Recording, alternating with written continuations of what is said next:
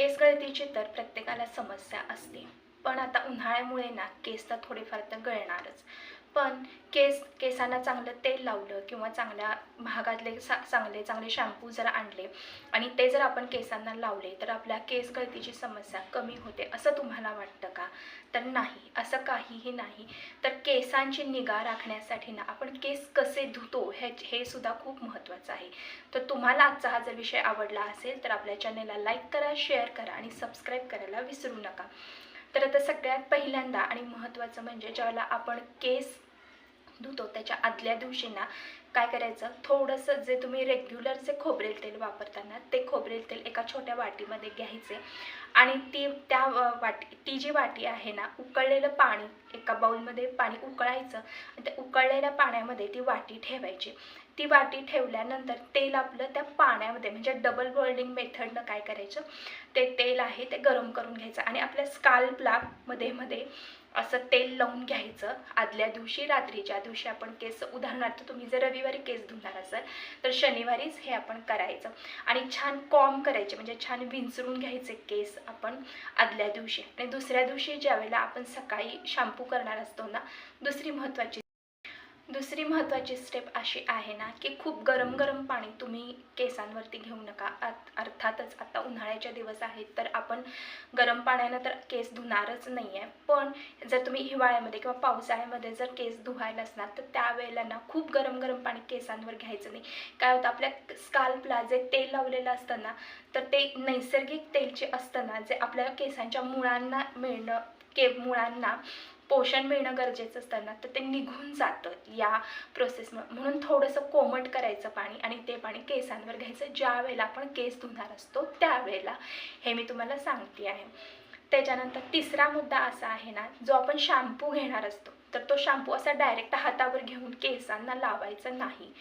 काय करायचं, आपण जो मग घेतो त्या मगमध्ये थोडं पाणी घ्यायचं आणि त्या पाण्यामध्ये शॅम्पू मिक्स करायचा आणि त्याचा फेस तयार करायचा, डायल्यूट करून घ्यायचं पाण्यामध्ये आणि मग ते आपल्या केसांना लावायचं आणि मग आपण काय करायचं, केस स्वच्छ धुवून घ्यायचे.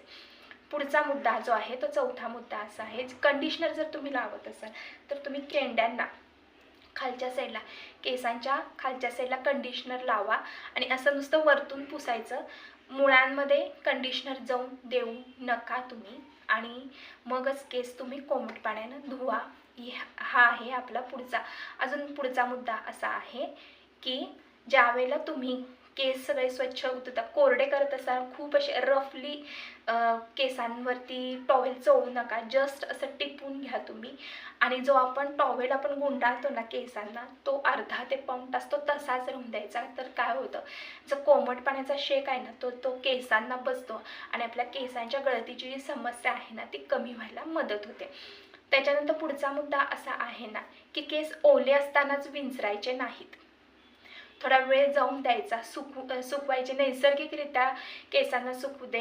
ड्रायर वगैरे तुमच्याकडे वेळ असेल तर त्याचा वापर करू नका आणि ड्रायरनं केस सुकवू नका, त्याने सुद्धा केस गळतीची समस्या खूप जास्त प्रमाणामध्ये होण्याची शक्यता असते. म्हणून नैसर्गिक पद्धतीने आणि टॉवेल असा जस्ट असे केस घ्यायचे आणि असे नुसते टिपायचे आणि केस आपले कोरडे करायचे. तर याच्यामुळे सुद्धा आपल्या केस गळतीमध्ये ना खूप फरक पडतो, कारण केसांच्या मुळांना ना जर तुम्ही धक्का जर लावला ना तर केस गळतीची समस्या ही सगळ्यात जास्त होण्याची शक्यता असते. त्याच्यानंतर थोडेसे कोरडे झाले ना की परत अगदी न कळतपणे थोडंसं खोबरेल तेल, हे जे खोबरेल तेल आहे ना हे तुम्ही रेग्युलर घरामध्ये जे वापरता ते कोमट करायचं नाही, काही डबल बॉइलिंग मेथडने नॉर्मल तेल घ्यायचं आणि नंतर ते केसांच्या वरतून लावायचं, फक्त थोडंसं अगदी 2 ते 3 थेंब लावायचं.